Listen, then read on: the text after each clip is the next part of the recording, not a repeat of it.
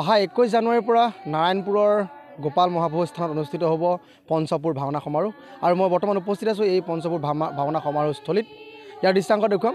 প্ৰস্তুতি সুন্দৰকৈ তেওঁলোকে কৰি আছে। বিভিন্ন ধৰণৰ ইয়াত যি তেওঁলোকৰ প্ৰয়োজনীয় সকলোখিনি তেওঁলোকে আৰম্ভ কৰিছে। আয়তীসকলে এইদৰে দিহানাম পৰিৱেশন কৰি আছে।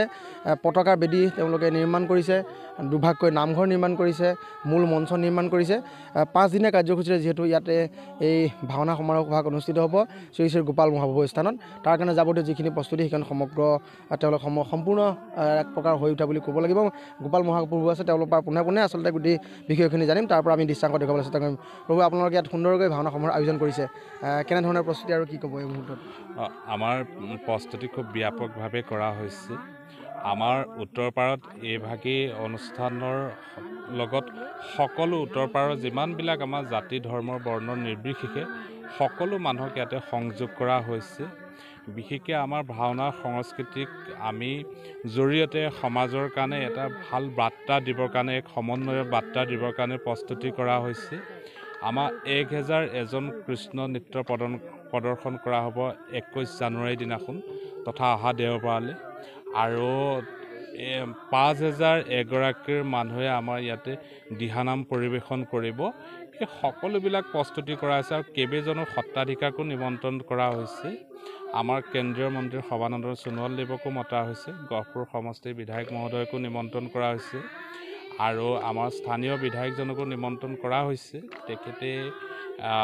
তেখেতকো জনোৱা হৈছে আৰু আমি মুখ্যমন্ত্ৰী মহোদয়কো নিমন্ত্ৰণ কৰা হৈছে। তেখেতে এতিয়ালৈকে আমাক নিশ্চিতকৰণ কৰা নাই, কিন্তু তেখেতকো আমি নিমন্ত্ৰণ কৰা হৈছিলে। আৰু ভাওনা আমাৰ 19 ভাগ ভাওনা হ'ব, কেইবাভাগেও ভাওনাৰ প্ৰদৰ্শন কৰা হ'ব। আৰু আমাৰ ইয়াতে গুৰুজনাৰ সৃষ্টিৰ যিসমূহ গীত আছে আৰু যিসমূহ নৃত্য আছে, সেই নৃত্যসমূহ গীতসমূহো আমি প্ৰদৰ্শন কৰাৰ ব্যৱস্থা কৰা আছে। আমাৰ এই ভাওনা সমাৰোহ এক বৰ্ণিল কাৰ্যসূচী হ'বলৈ গৈ আছে। একক পৃথক আৰু বৰ্ণিল কাৰ্যসূচীৰে অনুষ্ঠিত কৰিবলৈ বিচৰা হৈছে। আৰু যিখিনি আমাৰ ইয়াতে নামঘৰ প্ৰস্তুত কৰিব লাগে সেয়াও ইতিমধ্যে হৈ উঠিছে। আসন প্ৰতিষ্ঠা কৰিবৰ কাৰণেও অহা 20 জানুৱাৰীৰ দিনা 20 তাৰিখলৈ অহা শনিবাৰলৈ আমাৰ আসন প্ৰতিষ্ঠা কৰাৰ ব্যৱস্থা কৰা হৈছে। কামদিয়াল সত্ৰৰ সত্ৰাধিকাৰ দেৱে আহি তেখেতে আসন প্ৰতিষ্ঠা কৰিব। সেইধৰণে আমাৰ প্ৰস্তুতিবিলাক প্ৰায় কৰা হৈছে। 5টাকৈ দিন ৰাইজে আধ্যাত্মিক পৰিৱেশৰ মাজত নিজক ৰাখিব পাৰিব। নিশ্চিতভাৱে আমাৰ তাৰমানে ইয়াতে পৰমাত্মা আৰু আত্মাৰ মিলন ভূমি হৈ উঠিব, মিলন ক্ষেত্ৰ হৈ উঠিব। এক সাংস্কৃতিক আৰু আধ্যাত্মিক পৰিৱেশ থাকিব, য'ত মানৱৰ ভগৱন্তৰ চৰণত বিলীন কৰা এক সুন্দৰ আদৰ্শ পথ দৰ্শন প্ৰাপ্তি হ'বলৈ এক শুভক্ষণ মিলিব। ধন্যবাদ। মই কিছু আগলৈ যাম। আইটিসকলে সুন্দৰকৈ দিহানাম পৰিৱেশন কৰি আছে। মই কিছু দিহানামৰ কিছু দৃশ্যাংশ দেখুৱাবৰ কাৰণে চেষ্টা কৰিছোঁ।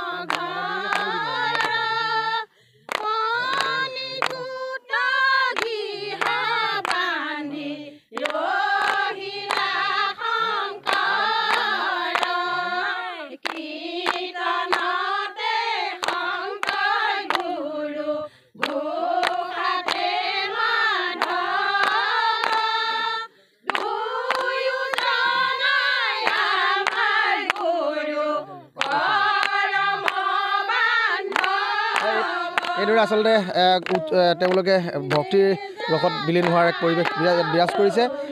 আয়তীসকলে এইদৰে দিহানাম পৰিৱেশন কৰি আছে আৰু ইতিমধ্যে আমি দৃশ্যাংশ দেখুৱাইছোঁৱেই। সকলো প্ৰকাৰ প্ৰস্তুতি তেওঁলোকে কৰিছে। বিভিন্ন ধৰণৰ প্ৰয়োজনীয় যিসমূহ কৈছোঁ নামঘৰে হওক বা মূল মণ্ডপ সকলো নিৰ্মাণ কৰিছে।